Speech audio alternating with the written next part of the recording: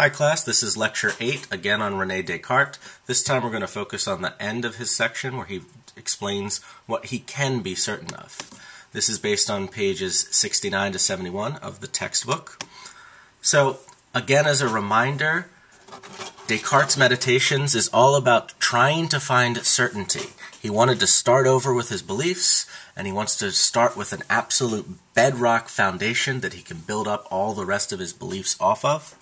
And he winds up running each one of his beliefs through this doubt test. He asks himself, can I doubt this? If I can doubt it, then it's uncertain. If I can't doubt it, then it's certain. That's his quick test to figure out whether he can be certain of a particular belief.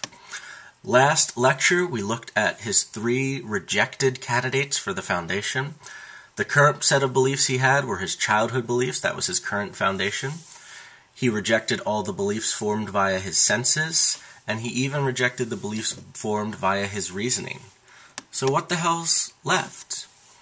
He offers 2 accepted candidates. The first one he offers is right here. I am thinking right now. I am thinking.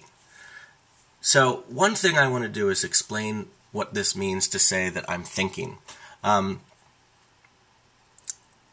Thinking is just some sort of mental process, and when Descartes says I'm thinking, he means he's undergoing that sort of process, that first-person mental experience where you have thoughts and feelings and desires and hopes and emotions. All those mental experiences are the sort of thing Descartes is arguing he can be absolutely certain he's undergoing right now. Another quick side note, Descartes is not saying he's in control of his thoughts, that he is the one who's causing his mental experiences to happen. He just knows that he is experiencing those thoughts. Maybe an evil demon is giving him those thoughts, but he can be absolutely certain that he is experiencing those thoughts. So maybe a better way of describing this sentence is, thoughts are happening to me right now. Something like that. So why does he accept this? He seemed to reject all sorts of other things. Isn't it possible to doubt this? Descartes says, no, there is just no way to doubt this. This, according to Descartes, is a brute fact of my existence. This simply has to be true. Now, if you don't believe him, go ahead and try to doubt this claim. Try to doubt it. So the interesting thing, the book notes this, trying to doubt this really only proves the very point you're trying to doubt. If you're trying to doubt it and you wind up successfully doubting, well, what you've done is doubt, and doubt is a form of thought. So by doubting, you're proving you're thinking. You say, oh, I doubt that. That means you're thinking some sort of thing. So there's something self-defeating about this doubt method here. And another point that he makes is he couldn't possibly be deceived about the claim that I'm thinking. Being deceived amounts to nothing more than thinking incorrectly. You think the world is one way, and it really isn't. It's some other way. Well, if you're thinking incorrectly, that itself is thinking. That itself is a mental experience. So it seems like no matter what you do, you can't coherently doubt this particular claim.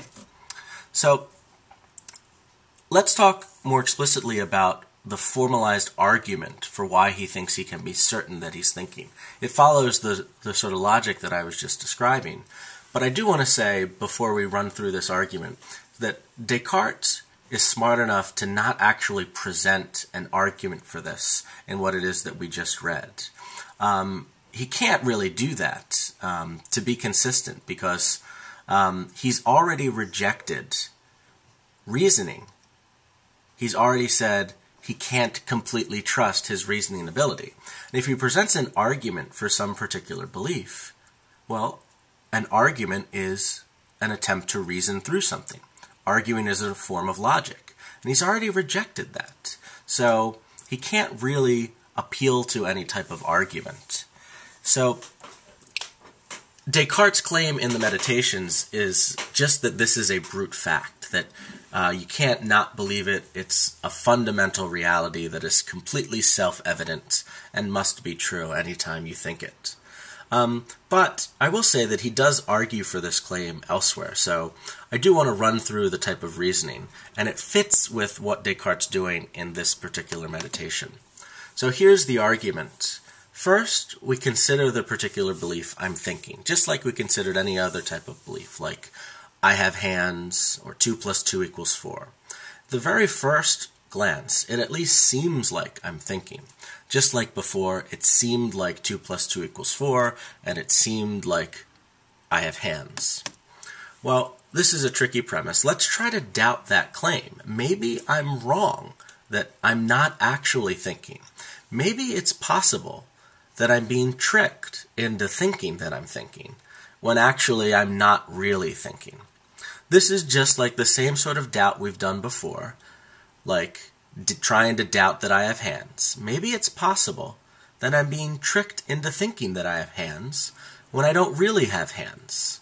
Instead of talking about hands this time, though, the particular belief we're trying to doubt is I'm thinking. So maybe it's possible I'm being tricked into thinking this particular belief that I'm thinking when I'm not really thinking. Well, take a look at that sentence. That's a crazy sentence. How could it be possible to be tricked into thinking I'm thinking when I'm not really thinking? First off, that has way too many thinkings in the sentence. But second off, that contains a contradiction. It's just not possible. I can't think some particular belief when I'm not thinking. I can't both be thinking and not thinking at the same time, but that's sort of what premise 2 says. I'm being tricked by a demon into thinking I'm thinking when I'm not actually thinking. That's just impossible. So all of this seems to prove, according to Descartes, that you can't doubt that you're thinking. Premise 2 is an attempt to doubt. Premise 3 is telling us that you just can't do it. That doubt fails. You can't successfully doubt that particular belief. And so you can't doubt it. That means you're certain. Just to highlight the general structure of this, premise 1 points to the belief that we are about to test and consider as a candidate for our knowledge. The belief in question is, I am thinking right now. Premise 2 is Descartes running this through the doubt test. Can I doubt it? He's not sure that he can doubt it yet. He wants to see whether it's possible to doubt. Now, premise 3 is the one switch in our usual doubt test. For all the other beliefs we've considered so far, they failed the doubt test. That is, Descartes was successfully able to doubt it. This particular belief, though, has an unusual characteristic in that it doesn't seem possible for you to doubt it. This particular belief, I'm thinking, you just can't doubt. And if you can't doubt it, that means it's passed the doubt test. That means it is absolutely 100% certain. So that's the general structure of this argument. It's a weird little argument, but this is Descartes' hugely big insight. This is what makes Descartes pretty famous. This is the one big thing. This seems like a solid bedrock argument that proves there's something particular we can be certain of. I myself personally can know 100% that I must be thinking. You yourself personally can know with 100% certainty that you are thinking.